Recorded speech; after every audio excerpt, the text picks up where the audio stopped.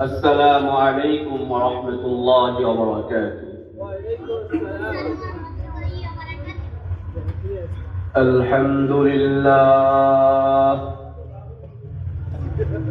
الحمد لله نحمده ونستعينه ونستغفره ونؤمن به ونتوكل عليه ونعوذ بالله من شرور أنفسنا ومن سيئات أعمالنا من يهده الله فلا مضل له ومن يضلله فلا هادي له وأشهد أن لا إله إلا الله وحده لا شريك له وأشهد أن محمدًا عبده ورسوله صلى الله عليه وعلى آله وأصحابه وسلم تسليما كثيرا أما بعد فأعوذ بالله من الشيطان الرجيم بسم الله الرحمن الرحيم إن الذين آمنوا وعملوا الصالحات كانت لهم جنات الفردوس نزلا وقال تعالى إنما المؤمنون الذين إذا ذكر الله وجلت قلوبهم وإذا تليت عليهم آياته زادتهم إيمانا وعلى ربهم يتوكلون الذين يقيمون الصلاة ومما رزقناهم ينفقون أولئك هم المؤمنون حقا لهم درجات عند ربهم ومغفرة ورزق كريم صدق الله العظيم وقال رسول الله صلى الله عليه وسلم الإيمان بالله ورسوله أو كما قال عليه الصلاة والسلام وقال تعالى في شان حبيبه ومحبوبه إن الله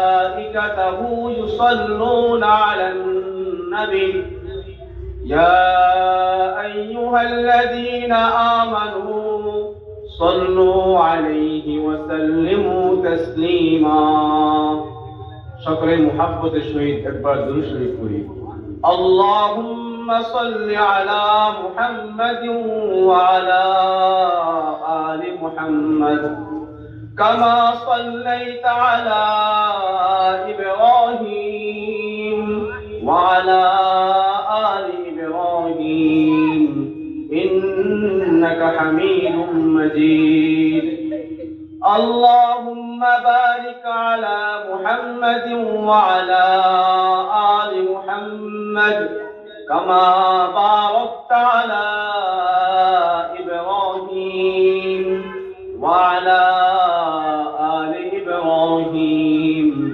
إنك حميد مجيد الحمد لله হাতিমারা পূর্বপাড়া তারুণ্য কোরআন নুরানী মাদ্রাসা ও মুহাম্মদ শহীদুল্লাহ ভূঁইয়া হিফজখানা কর্তৃক আয়োজিত আজকের তাফসীরুল কোরআন মাহফিলে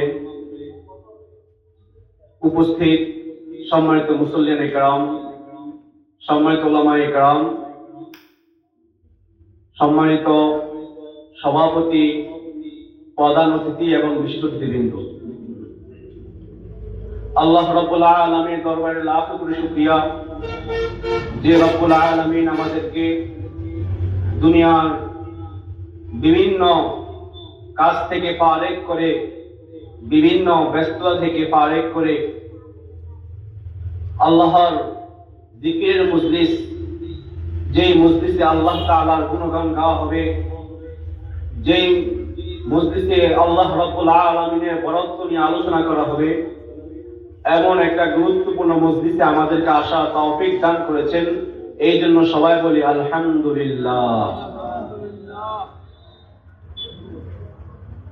আমরা যখন এই দ্বীনি মজলিসের উদ্দেশ্যে ঘর থেকে বের হয়েছি, ঘর থেকে বের হওয়ার পরে যত কদম আমরা জমিনে রেখেছি, প্রত্যেকটা কদমের বিনিময়ে আল্লাহ রাব্বুল আলামিন আমাদের আমল নামায় 10টি করে নেকি লিখে দিয়েছেন। বলেন সুবহানাল্লাহ। একদিন সাহাবায়ে কেরাম রাসূল করিম সাল্লাল্লাহু আলাইহি সাল্লামকে জিজ্ঞেস করলেন, ইয়া রাসূলুল্লাহ সাল্লাল্লাহু আলাইহি ওয়াসাল্লাম, দুনিয়াতে জান্নাতের বাগান কোনটি? তখন রাসূল করিম সাল্লাল্লাহু আলাইহি ওয়াসাল্লাম উত্তর দিলেন, দুনিয়াতে যেখানে আল্লাহ রাব্বুল আলামিনের বরত্ব নিয়ে আলোচনা করা হয়, যেখানে জিকিরের মজলিস হয়, ওটাই হচ্ছে দুনিয়াতে জান্নাতের বাগান। তো আল্লাহ রাব্বুল আলামিন আমাদেরকে এমন তাৎপর্যপূর্ণ গুরুত্বপূর্ণ মজলিসে আসার তৌফিক দান করেছেন। এই জন্য আবার বলি আলহামদুলিল্লাহ। আমরা এখনো যারা বাহিরে বিভিন্ন ভাবে আড্ডায় লিপ্ত আছি, যারা আমরা এখনো ফেরেশতাদের নেকিগুলোর বেষ্টনীর ভিতরে আসতে পারি নাই, আমরা এখনো যারা এই মহৎপূর্ণ কাজে শরীক হতে পারি নাই, আমরা সবাই ইনশাআল্লাহ একমাত্র আল্লাহ রাব্বুল আলামিনকে সন্তুষ্টি করার উদ্দেশ্যে আজকের এই দ্বীনি মজলিসের সামিয়ানার তলে চলে আসবো ইনশাআল্লাহ। আল্লাহ তাআলা আমাদের সব ভাইকে আমাদের এই দ্বীনি মজলিসের অংশগ্রহণ করার তৌফিক দান করেন। সবাই বলেন আমিন। মুহতারাম হাজিরিন, কোরআনে পাক থেকে একটি আয়াত তেলাওয়াত করেছিলাম। সময় অনেক সংক্ষেপ, যতটুকু সম্ভব হয় উক্ত আয়াত সম্পর্কে কিছু কথা বলার চেষ্টা করব ইনশাআল্লাহ। রব্বুল আলামিন কোরআন মাজিদে ইরশাদ করেছেন, ইন্নাল্লাযীনা আমানু ওয়া আমিলুস সালিহাতি কানাত লাহুম জান্নাতুল ফিরদাউসি নুজুলা। যারা ঈমান আনবে এবং আমলে সালেহ করবে, কানাত লাহুম জান্নাতুল ফিরদাউসি নুজুলা, আল্লাহ রাব্বুল আলামিন তাদের জন্য সারপ্রাইজ হিসেবে জান্নাত রেখে দিয়েছেন। এই ঈমানের দৌলত অনেক বড় মহামূল্যবান সম্পদ। পৃথিবীতে এই ঈমানের সমতুল্য তো দূরের কথা, ঈমানের চেয়ে অধিক দামি তো দূরের কথা, ঈমানের কাছাকাছি মূল্যবান সম্পদ পৃথিবীতে আর কোনো কিছু নেই। কারণ কেন এই ঈমানটা এত মূল্যবান, কেন এই ঈমানটা এত দামি, কেন এই ঈমানটা এত মহামূল্যবান সম্পদ? এর কারণটা কি? এর কারণ একটাই, যেই ব্যক্তি ঈমান নিয়ে কবর যেতে পারবে, আল্লাহ রাব্বুল আলামিন তাকে জান্নাত দিয়ে দিবেন। আর যেই ব্যক্তি ঈমান হারা হয়ে কবরে যাইবে, আল্লাহ রাব্বুল আলামিন তাকে জাহান্নামে দিয়ে দিবেন। এই ঈমান আমার জান্নাত, এই ঈমান আমার জাহান্নাম। রব্বুল আলামিন কোরআন মাজিদে মুমিনের 5টি গুণ বর্ণনা করে একটা আয়াত অবতীর্ণ করেছেন। রব্বুল আলামিন কোরআনে ইরশাদ করেছেন, ইন্নামাল মুমিনুনা আল্লাযীনা ইযা যুকিরাল্লাহ, মুমিন হচ্ছে তারা যাদের সামনে যখন আল্লাহর আলোচনা করা হবে, যখন আল্লাহ তাআলার নাম নেওয়া হবে, ওয়াজিলাত কুলুবুহুম, তাদের অন্তর গলে যাবে, তাদের অন্তর প্রকম্পিত হয়ে যাবে। وَإِذَا تُلِيَتْ عَلَيْهِمْ آيَاتُهُ زَادَتْهُمْ إِيمَانًا, যখন তাদের সামনে আল্লাহ রাব্বুল আলামিনের নিদর্শন সমূহ নিয়ে আলোচনা করা হবে, যখন আল্লাহ তাআলা বিভিন্ন নিদর্শন নিয়ে বর্ণনা করা হবে, তখন তাদের ঈমান বৃদ্ধি পেতে থাকবে। وَعَلَى رَبِّهِمْ يَتَوَكَّلُونَ, রব্বুল আলামিন বলে ঈমানদার তারা হবে যারা একমাত্র সব কাজে আল্লাহ রব্বুল আলামিনের উপর ভরসা করে। আমাদের প্রত্যেকটা কাজ আল্লাহ রব্বুল আলামিনের উপর ভরসা করে করতে হবে। এটা হচ্ছে ঈমানের গুণ, একজন মুমিনের গুণ। চতুর্থ নম্বরে আল্লাহ রব্বুল আলামিন মুমিনের গুণ বর্ণনা করতে গিয়ে বলেন, আল্লাযীনা ইউকিমুনাস সালাহ ওয়া মিম্মা রাযাকনাহুম ইউনফিকুন। 4 নম্বর গুণ হচ্ছে যেই ব্যক্তি নিয়মিত নামাজ আদায় করবে, নামাজ প্রতিষ্ঠা করবে। মুমিনের 5 নম্বর গুণ হচ্ছে যেই ব্যক্তি আল্লাহ রাব্বুল আলামিনের দেওয়া মাল থেকে খরচ করবে। উলাইকা হুমুল মুমিনুনা হাক্কান, আল্লাহ রাব্বুল আলামিন তাদেরকে বলেন এরাই হচ্ছে সত্যিকার অর্থে মুমিন। ইন্নামাল মুমিনুনা হাক্কান লাহুম দারাজাতুন ইনদা রাব্বিহিম ওয়া মাগফিরাতুন ওয়া রিজকুন কারীম। আল্লাহ রাব্বুল আলামিন বলেন যারা এই 5 গুণের অধিকারী হবে আমি তাদেরকে ক্ষমা করে দিলাম, তাদেরকে আমি জান্নাত দান করব। সুবহানাল্লাহ। ঈমান এত মহামূল্যবান সম্পদ। ঈমান আমরা বর্তমানে শুধুমাত্র মনে করি শুধুমাত্র কালিমা বিশ্বাস করার নামে ঈমান,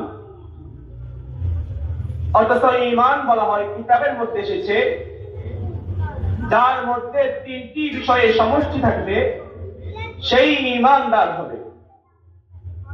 অর্থাৎ 1 নম্বরে বলা হয়েছে যে ব্যক্তি আল্লাহ এবং তার রাসূলকে ইকরার বিল লিসান, জবানের মাধ্যমে স্বীকার করবে।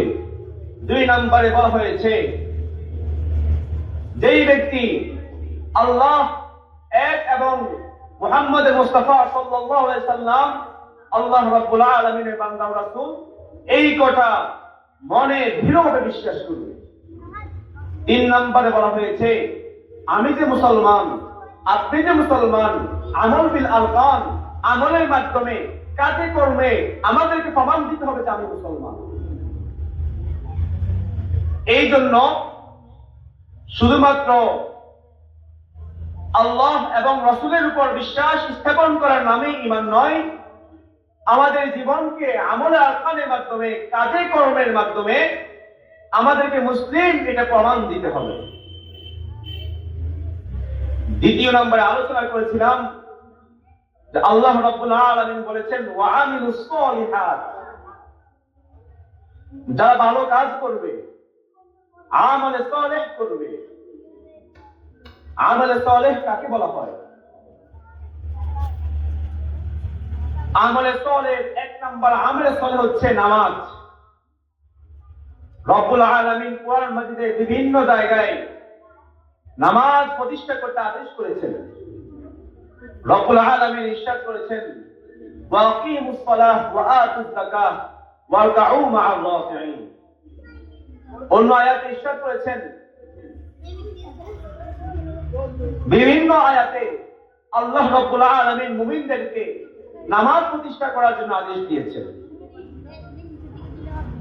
রাসূল কারীম সাল্লাল্লাহু আলাইহি ওয়াসাল্লাম যখন মেরাজের রাত্রিতে আল্লাহ রাব্বুল আলামিনের সাথে দিদার লাভ করেছিলেন, সেই দিন